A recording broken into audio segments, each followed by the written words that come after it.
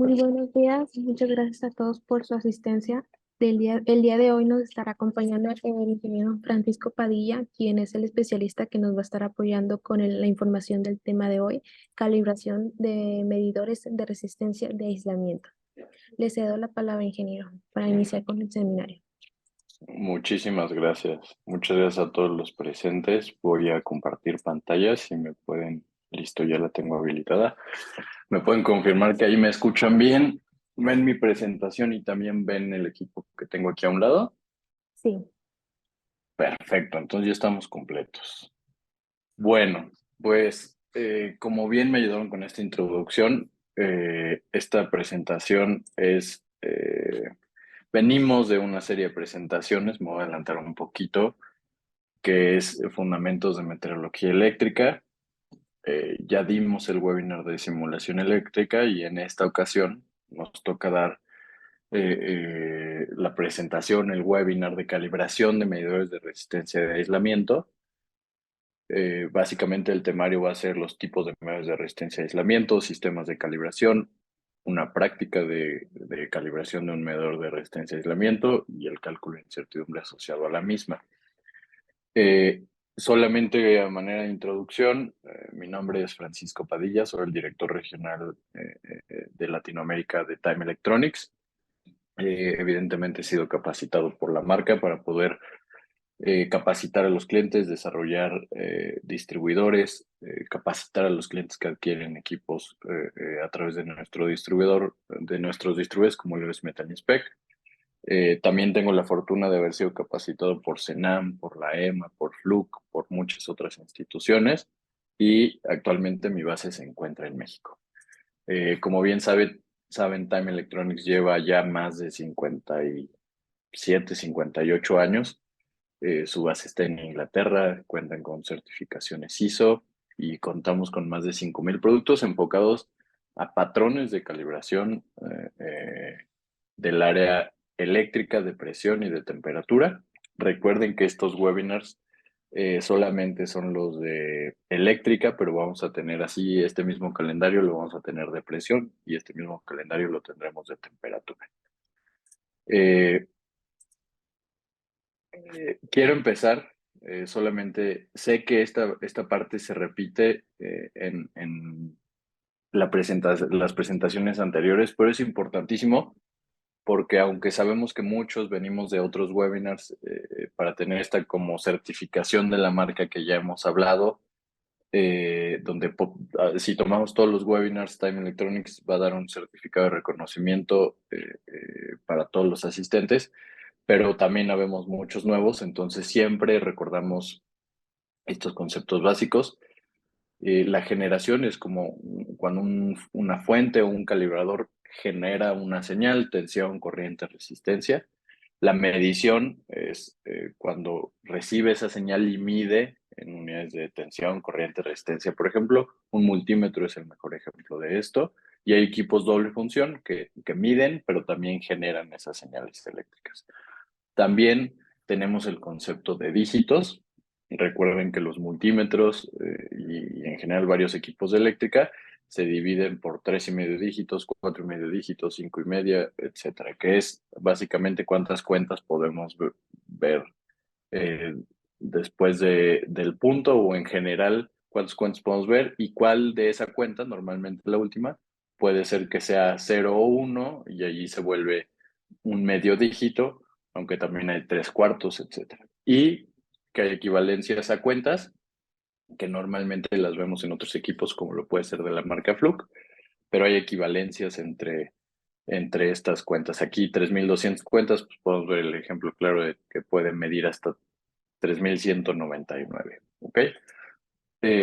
También tenemos el concepto de alcance. Normalmente alcance lo utilizamos en baja, media y alta tensión, por ejemplo.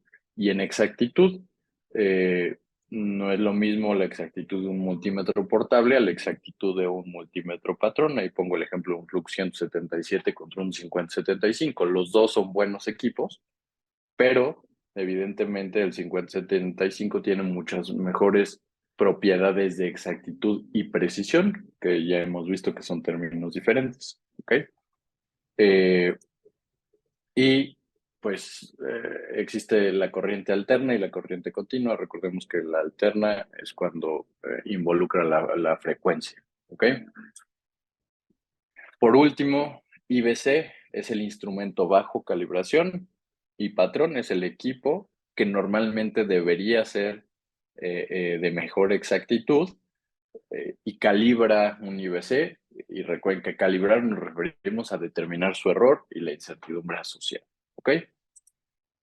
También existen las reglas de TAR y TUR. TAR es una relación de exactitud donde dividimos la exactitud del proceso entre la exactitud del instrumento y lo que queremos es que siempre sea mayor a 3. Y la TUR, la incertidumbre del proceso al cuadrado entre la incertidumbre del laboratorio al cuadrado y lo que queremos que sean mayor a 4. Aquí les pongo las referencias bibliográficas. En webinars anteriores ya compartimos inclusive los documentos y solamente estas son buenas prácticas para que podamos pues podamos tener cierta armonía, ciertas buenas prácticas de calibraciones en estos equipos. Una vez habiendo puesto en contexto a todos de esto, vamos a hablar de un medidor de resistencia a aislamiento. Aquí tengo muchos ejemplos porque aparte hay muchas formas, tamaños, colores y sabores de medidores de resistencia a aislamiento. Pero básicamente todos lo que hacen, la reserva de lo que muchos piensan, esto es importantísimo de aclarar.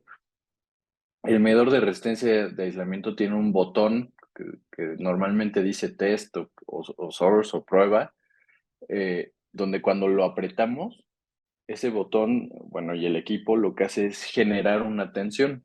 Ahora, como estamos hablando de qué tanto resiste el aislamiento, literalmente si lo vemos en un cable, por ejemplo, pues estamos probando qué tanto resiste el aislamiento de ese cable, ¿no? El plástico, normalmente el PVC, hay diferentes tipos de aislamiento, tienen cierta resistencia. Y lo que probamos es esa resistencia al aislamiento de esos materiales o sistemas o circuitos. Ajá. Eh, También el medidor de resistencia a aislamiento no solamente genera esa tensión es importante mencionar que es de corriente continua. Eh, ya vimos en otros webinars y lo vamos a seguir viendo que, por ejemplo, un medidor de tierras, para hacer estas pruebas de la tierra física, que también vamos a ver cómo calibrarlo, eso es bien corriente alterna. Pero aquí vemos corriente continua, ¿ok? eh, Genera esa tensión en corriente continua y mide la corriente del sistema o la corriente de retorno, que también puede ser conocido como esa corriente de fuga, que es que tanta corriente se está fugando entre esas rupturas o aberturas del cable, podría ser. Uh-huh. Y acuérdense que existe la ley de Ohm. A través de conocer la tensión y la corriente, podemos calcular la resistencia. Y lo que hacen los equipos es que hacen aplican la fórmula y con base a eso te calculan la resistencia del sistema. ¿Ok? Eh, una vez habiendo explicado esto, aquí vemos un buen ejemplo. Aquí tienen un medidor de resistencia a aislamiento y quieren probar el aislamiento de este sistema. Lo que hacen es conectarlo, le dan test o probar o ejecutar la prueba y lo que hace es que el equipo nosotros lo vamos a manejar como IBC porque los vamos a calibrar, pero este equipo lo que hace es que inyecta una tensión, mide la corriente del sistema y con base a eso te calcula la resistencia y esa resistencia es el aislamiento del sistema. ¿Ok? Hay muchos tipos. Normalmente los medidores de resistencia y aislamiento se clasifican por tensión. Ajá. Lo que quiero decir es que hay medidores de resistencia y aislamiento, por ejemplo, de 1 kV, hay medidores de resistencia y aislamiento de 5 kV y hay medidores de resistencia y aislamiento de 10 kV. Con kV, para los que no tengan ese contexto, me refiero a kilovolts y es la cantidad de tensión de corriente continua que va a generar ese medidor de resistencia de aislamiento, va a medir esa corriente y en función de eso calcula la resistencia. Ahora aquí hay muchas normas que nos dicen sobre buenas prácticas de la medición de resistencia y aislamiento en los sistemas. Yo saqué este extracto de una norma donde te dice, por ejemplo, de cuánto tiene que ser tu equipo o cuál es la prueba de aislamiento mínima que debes de hacer en función de la tensión que va a manejar. Ujú. Y la otra es, evidentemente, por aplicación. Hay, eh, hay aplicaciones muy específicas, por ejemplo, la prueba transformadores, donde pues a lo mejor y no un medidor de resistencia de aislamiento normal nos va a hacer las mismas pruebas, porque hay pruebas que se dividen, por ejemplo, por tiempo. Tienen que hacer el aislamiento 1 minuto y a partir de 1 minuto toman la lectura. Entonces hay mucha normalización respecto a esas pruebas de aislamiento. Sin embargo, el tema de este webinar no son esas pruebas de aislamiento, sino cómo calibrar este tipo de equipos, y esta es solamente una inducción de esas pruebas de aislamiento. Ahora, voy a hablar del sistema de calibración. El sistema, perdón, ¿alguien quiere decir algo? Ok. El sistema de aislamiento, perdón, el sistema de calibración está compuesto de un instrumento bajo calibración. Aquí yo les pongo el ejemplo de un medidor de resistencia de aislamiento Kyoritsu, el cual te dice que tiene diferentes tensiones de prueba. Ya vimos que inyectan esa tensión. Ok, lo que nos dice aquí es que si queremos que el equipo inyecte 250 volts, 500 volts o 1000 volts. Entonces, aquí es press to test, se refiere a que en donde nosotros pongamos el selector es la tensión que va a inyectar. Vamos a apretar ese selector, va a medir la corriente que está regresando al sistema y con eso nos va a indicar aquí cuál es la resistencia de aislamiento de ese sistema. ¿Ok?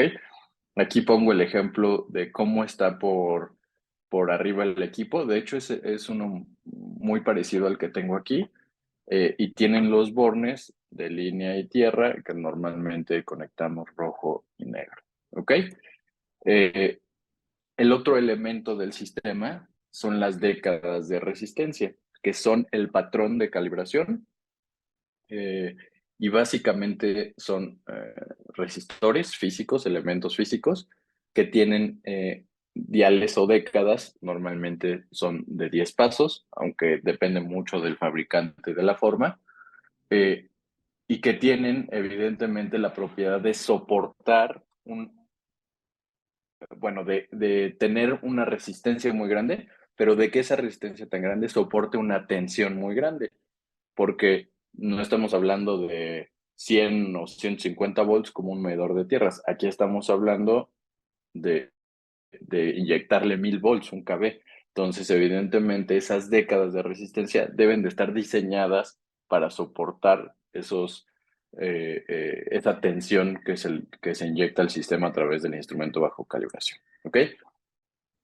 Ahorita vamos a hacer una práctica. Solamente tengo imágenes para que ustedes vayan comprendiendo a qué me refiero al sistema. Este es el sistema de calibración. Está compuesto de una década de resistencia que soporta alta tensión, unos cables de prueba que evidentemente están diseñados para soportar alta tensión, un instrumento bajo calibración, y bueno, podríamos agregar otros elementos como el operador, un termohigrómetro de condiciones ambientales, etcétera.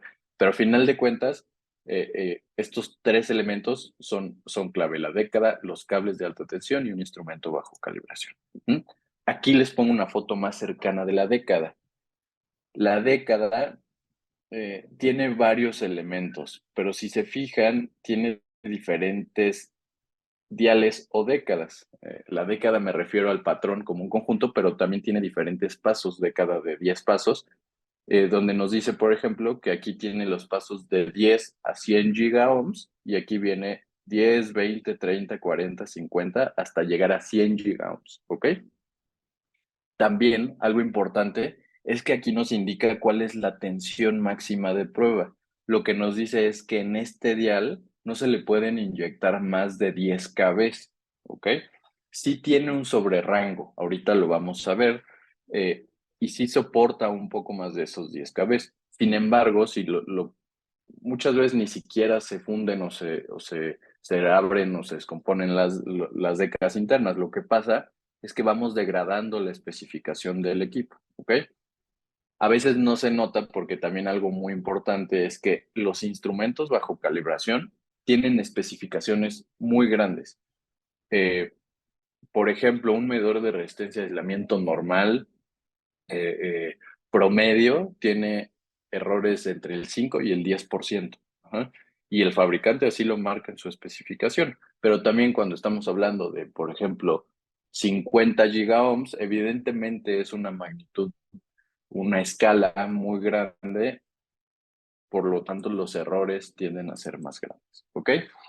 Entonces aquí estamos viendo que tenemos, por ejemplo, aquí 1, 2, 3, 4, 5 décadas, que nos dice cuál es la tensión máxima de prueba y aparte dentro de esta misma década podemos ver que esta tiene una pantalla en la parte de arriba que te ayuda a medir tensión. Aquí te dice que es de 1 kV, de 1 kV a 10 kV y corriente, esas corrientes de fuga de 2 miliamperes a 20 miliamperes.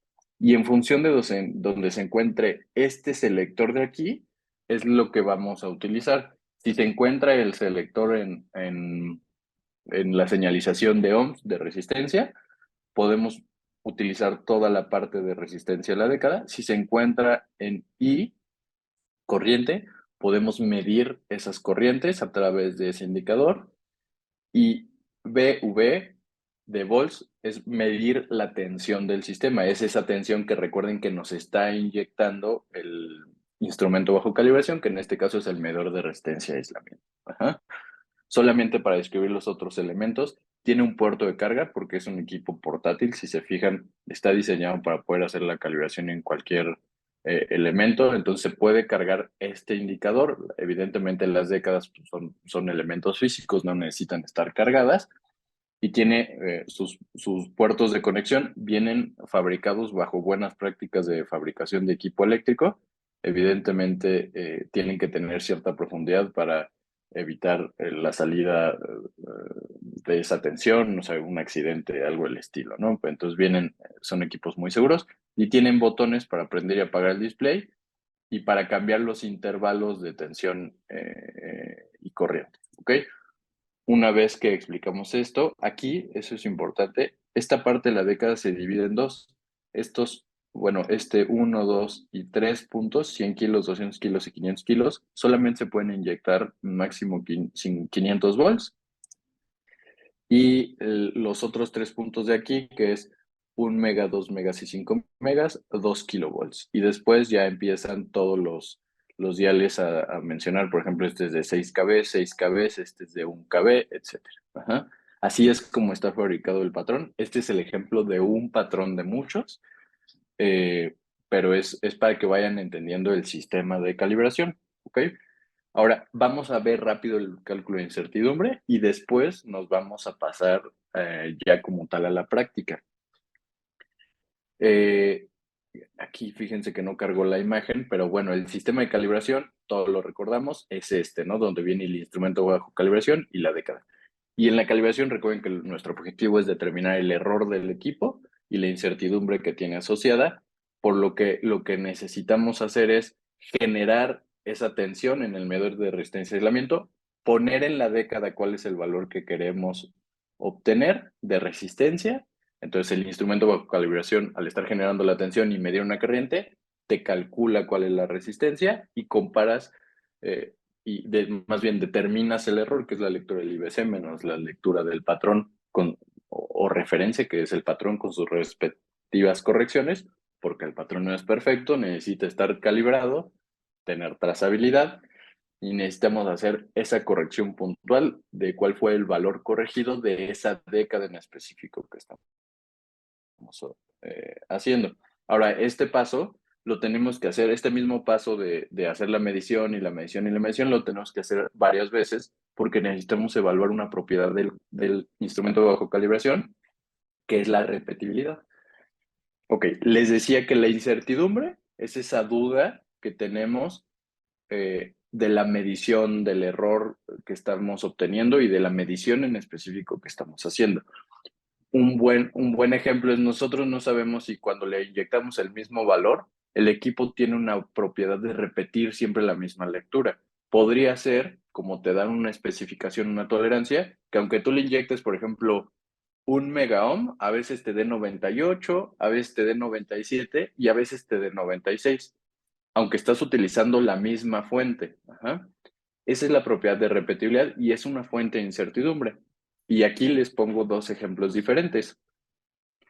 Si yo inyecto esa tensión y hago 0.98 y yo obtengo esa lectura de 0.98 tres veces, entonces tengo una repetibilidad perfecta. El equipo repite perfectamente o idealmente esas lecturas. Ajá.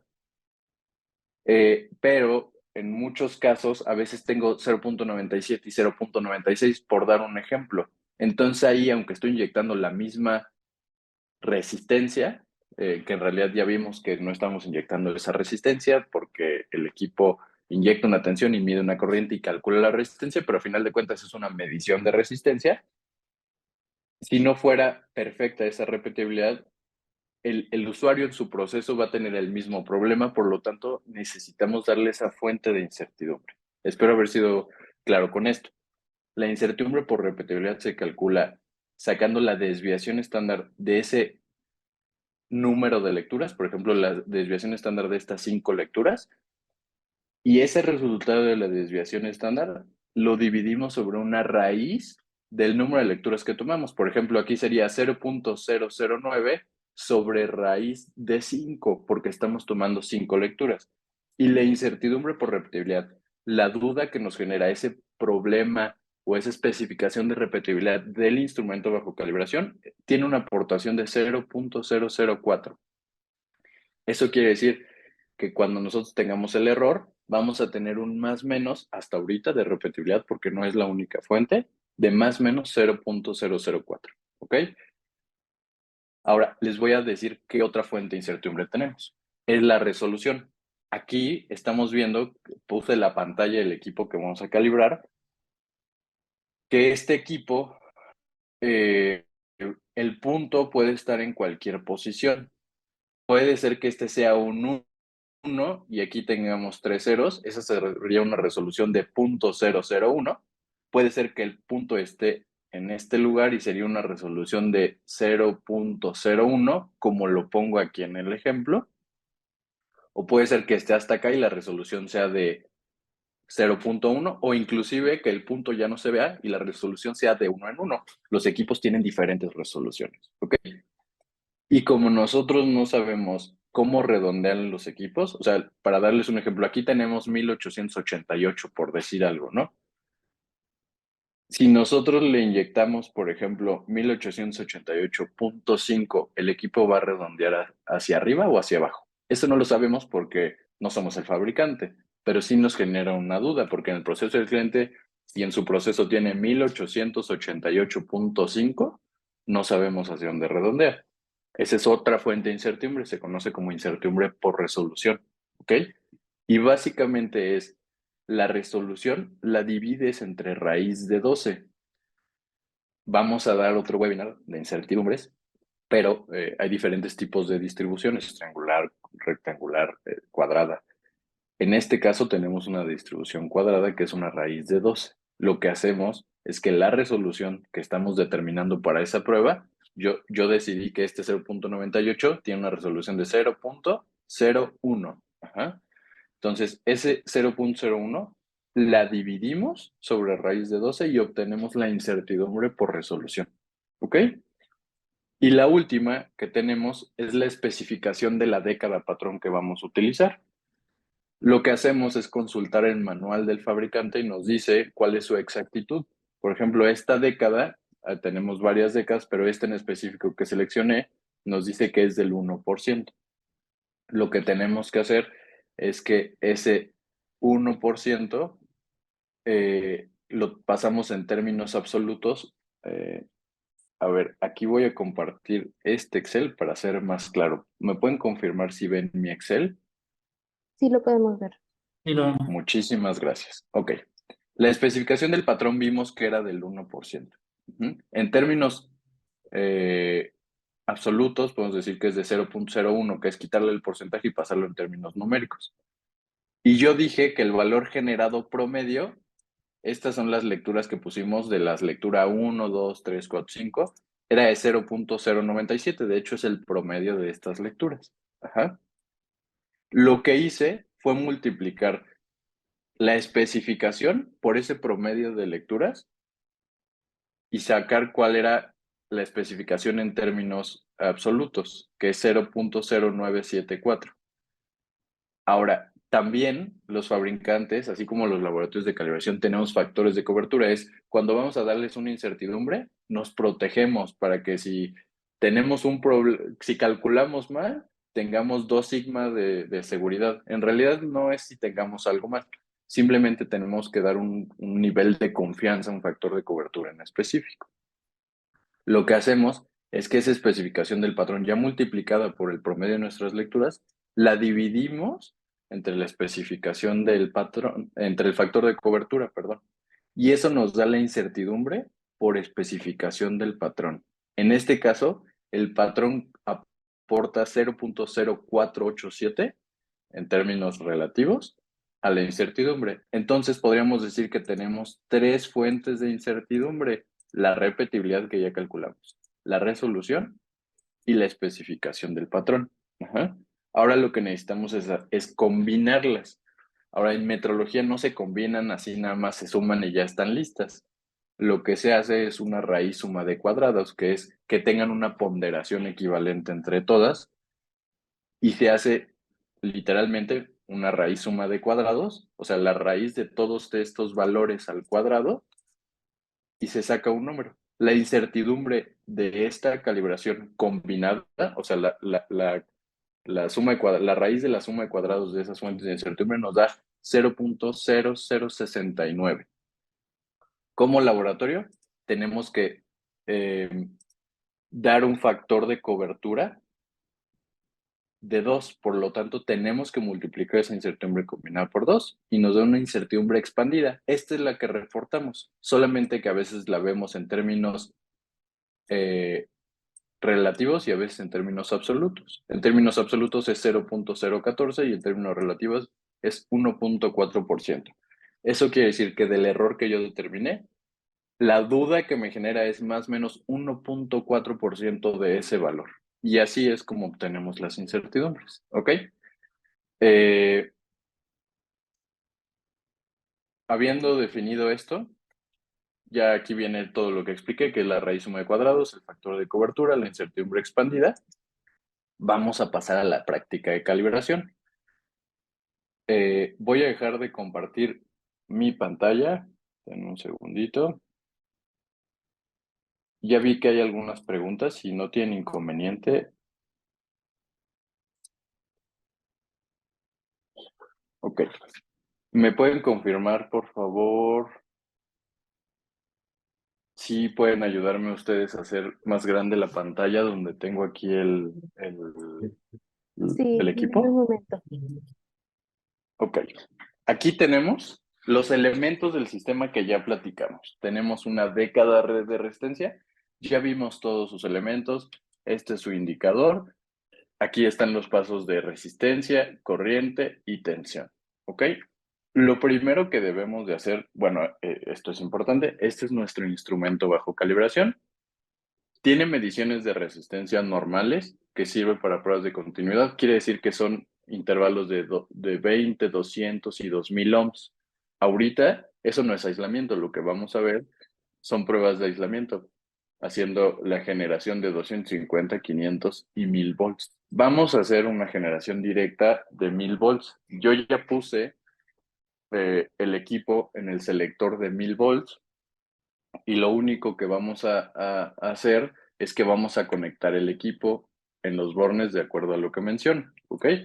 Entonces, tengo unos cables especiales que sirven para soportar altas tensiones y lo único que necesito es conectarlos. Trae inclusive código de color, por buenas prácticas eléctricas tienen códigos de color todos y simplemente tenemos que hacer esa conexión. Ok. Si se acuerdan, yo lo que les decía es que en el momento que yo selecciono la tensión, puedo ver en mi indicador cuál es la tensión que genera realmente, porque aquí dice que va a generar 1000 volts, pero en realidad no van a ser 1000 volts porque el equipo no genera de manera perfecta 1000 volts. Voy a apretar este botón y vamos a ver que este indicador va a señalarnos la tensión correcta que está generando este medidor de resistencia y aislamiento. Ahí ya se están generando los 1000 volts. Y aquí me dice el indicador que son 1062 volts.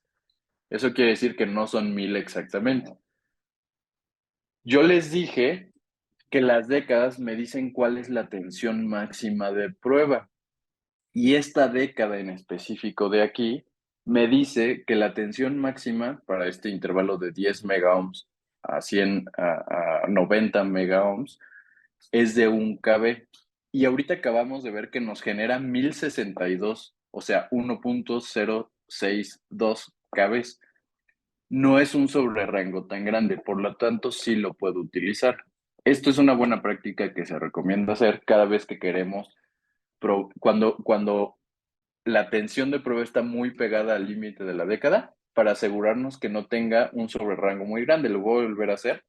Aquí tengo, ahora por ejemplo, porque no tiene repetibilidad perfecta, ahora tengo 1060, hace rato teníamos 1062, ¿ok?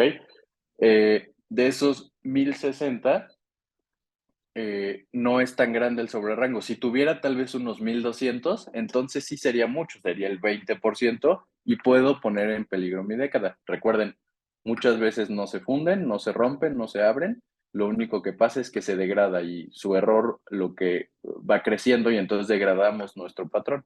Ok, ya vimos que sí, aunque está un poco pasado de los 1000 volts, no es tan grande el sobrerango y sí podemos hacer esa medición de resistencia. Lo que voy a hacer es seleccionar la década que quiero generar. Por ejemplo, ahorita estoy poniendo en el segundo dial de 10 megaohms. 10 megaohms por 2 son 20 megaohms. Y lo único que voy a hacer es cambiar el selector a resistencia. Ya me encuentro en la posición de 20 megaohms. Todas mis demás décadas se encuentran en cero para asegurarme que no esté generando ninguna otra resistencia. Y en el momento que haga la prueba, el medidor de resistencia de aislamiento va a generar la tensión corriente, la tensión de 1000 volts que estoy seleccionando, va a medir la corriente de retorno y en función de eso va a calcular que en el sistema hay una resistencia. Yo le estoy diciendo aproximadamente de 20 megaohms. Entonces vamos a hacerlo. Ok, me está dando 20 megaohms exactamente. Tendríamos que revisar evidentemente el error de la década y sacar el error de calibración, que para efectos prácticos ahorita el error es cero. Ahora, lo pertinente es que revisemos los intervalos de tensión, de tensiones de prueba y de resistencia. Ajá. Si en 250 volts tiene 3 o 4 intervalos, tendríamos que calibrar por buena práctica de 1 a 3 puntos por tensión de prueba y por intervalo. En muchos lugares lo que hacen es preguntarle al usuario en qué intervalo los usa y sobre esos puntos calibrar. El tema es que podríamos dejar de tener un alcance, si, o sea, lo que me refiero es que si el usuario lo quiere utilizar en otro intervalo por alguna razón y no está calibrado, podría perder la trazabilidad. Por eso normalmente se calibran todos los intervalos y todas las tensiones de prueba. Vamos a hacer una segunda medición. Ahora vamos a hacer, por ejemplo, una de 100 megas, entonces tendría que regresar esta década a cero y tendría que mover esta década a 1. Esta década me dice que soporta 6 kilovolts, por lo tanto puedo hacer la prueba a 1000 volts. Inyecto y me dice 101 megaohm, ¿ok? Yo estoy inyectando 100. Podríamos asumir que tenemos un error de -1 megaohm. Sin embargo, necesitamos revisar el certificado de calibración para ver cuál es el error de este dial y ver si ese error tenemos que corregirlo, bueno, más bien para heredar la trazabilidad, se debe corregir siempre el error. Hay veces que los errores no se alcanzan a visualizar en la resolución de estos instrumentos, pero normalmente, bueno, más bien a veces pasa que sí, ¿ok? Lo correcto sería que entonces, así como yo acabo de hacer la calibración del punto de 20 megaohms y de 100 megaohms, lo haga. Este ejercicio de hacer el punto, por ejemplo, de 100 megaohms y de hacer la tensión de prueba, ahorita me da 101, tomo la primera lectura, vuelvo a apretar el botón y me da 101, tomo esa segunda lectura y así lo hago n número de veces para obtener esa incertidumbre por repetibilidad. Aquí en todos los casos me ha dado 101. Por lo tanto, ahí la incertidumbre por repetibilidad, si tomara 3 lecturas, sería de 0. Ajá. En metrología decimos que mientras más lecturas tomemos, mejor. Nos convendría tomar infinito número de lecturas para conocer cómo repite el instrumento. En la práctica, pues tenemos que ser eficientes en esa calibración y tomamos 3, 5, a lo mucho 10 lecturas. ¿Ok? La resolución, por ejemplo, aquí es un número entero. Estamos viendo 101. La resolución es de 1 megaohm, por lo tanto, esa resolución sería 1 sobre raíz de 12 y esa sería la incertidumbre por resolución.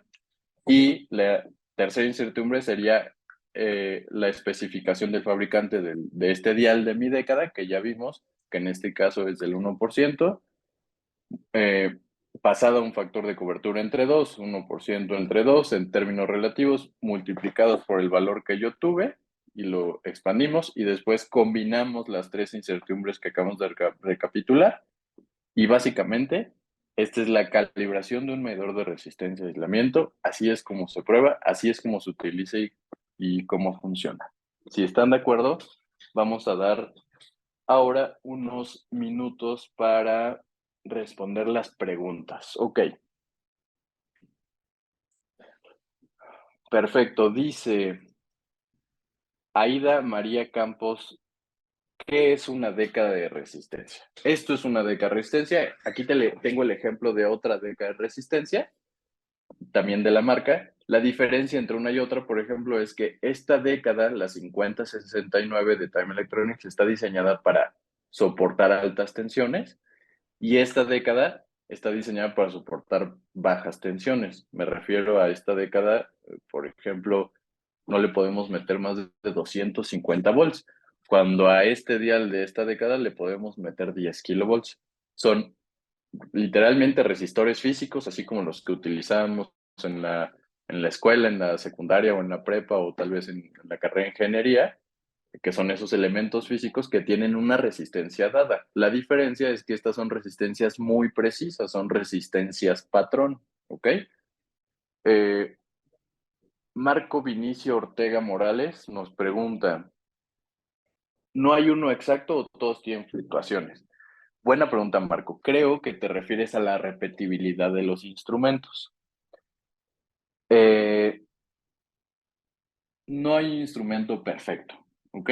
Todos tienen, bueno, a ver, tal vez sí lo puede llegar a ver, pero son fenómenos físicos o constantes físicas que tienen los centros nacionales de metrología que podrían ser repetibles en cualquier parte del mundo.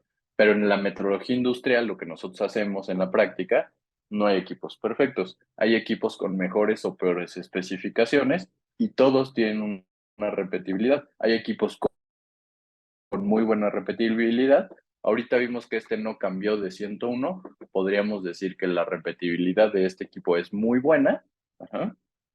Y hay equipos que tienen muy mala repetibilidad, que tú le puedes dar a esta década 2 o 3 veces. Por ejemplo, ahorita vieron que al principio dio 102. Eso es un tema de estabilidad. La lectura no se debe tomar al principio como vaya llegando, ¿no? Eh, pero la respuesta es, no hay equipos perfectos. Todos tienen variaciones en su repetibilidad y la repetibilidad es la propiedad de la precisión, de qué tanto puede repetir el mismo valor bajo las mismas condiciones.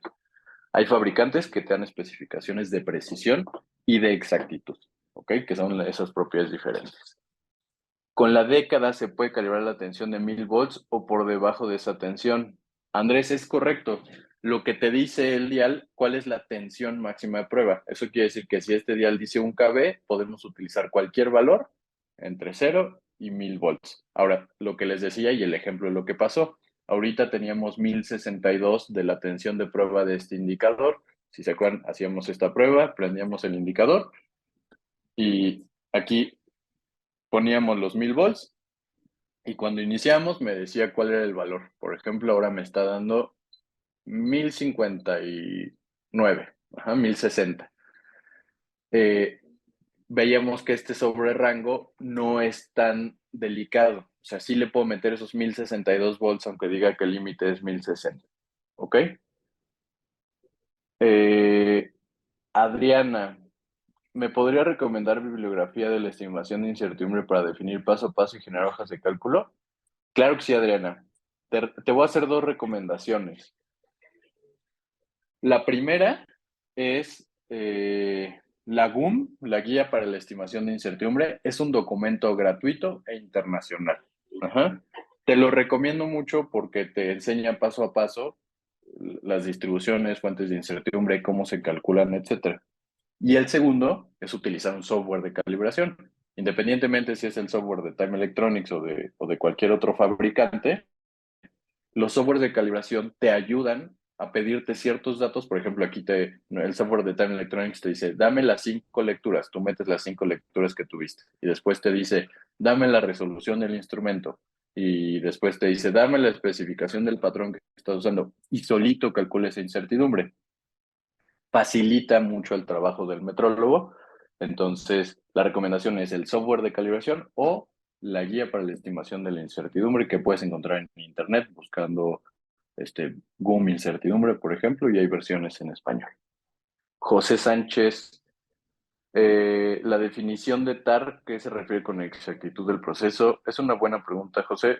Normalmente nuestros procesos tienen tolerancias. Ajá, por ejemplo, eh, si yo almaceno vacunas de COVID o almaceno algún fármaco, yo sé que necesito estar, por decir algún ejemplo, entre 2 y 8 grados Celsius. Lo que hacemos es que decimos en ese proceso que tenemos que estar a 5 más menos 2 grados, o sea, entre, entre 3 y 7 grados para que nunca nos salgamos de esos 2 a 8 grados de nuestro proceso.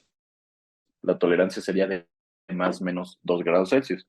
Lo que tengo que buscar es que la incertidumbre en mi proceso, más o menos 2 grados Celsius, eh, de la calibración que me dan y de la exactitud del equipo con el que busco sea menor a eso y podamos cumplir esa regla de 3 a 1. Ahí eso se involucra inclusive para determinar cuáles son los equipos de medición que tenemos que comprar y son buenas prácticas para los equipos de medición. GUM, guía para la estimación de incertidumbre. Eh, es este documento internacional que les digo que les ayudará a poder hacer cualquier cálculo de incertidumbre. Y Josué Torres dice, ¿cuál es la norma de pruebas de aislamiento? No la tengo aquí a la mano. Josué, te pido una disculpa. No sé si sea una NEMA. Creo que lo correcto sería buscar en internet.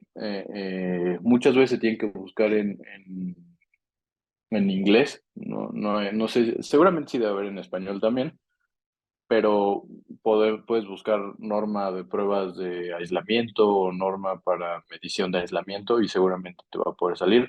Yo no soy tanto un experto en esa materia, yo lo que domino y sé un poco más es de temas de calibración de este tipo de equipos de medición, no como tal en las pruebas que se ejecutan con estos equipos, sino en cómo se ejecutan la calibración de estos equipos. ¿Sale? Creo que ya no hay ninguna otra duda. Espero que les haya gustado este webinar. Recuerden, voy a regresar a compartir pantalla porque esto es muy importante, que el siguiente webinar que tenemos es el 28 de febrero del 2024 a las 10 a.m. Vamos a hablar de calibración de micrómetros. Ahí van a entrar ducters, fuentes de alta corriente, ese tema que sé que les interesa mucho. Y pues nada, les pongo los datos de mi compañero Eduardo para que lo puedan contactar para cualquier solicitud de duda que tengan, si quieren cotizar algún equipo o si quieren alguna visita que les hagamos para conocer sus necesidades en cuanto a la implementación de un laboratorio de calibración, estamos a sus órdenes. Muchísimas gracias por su tiempo.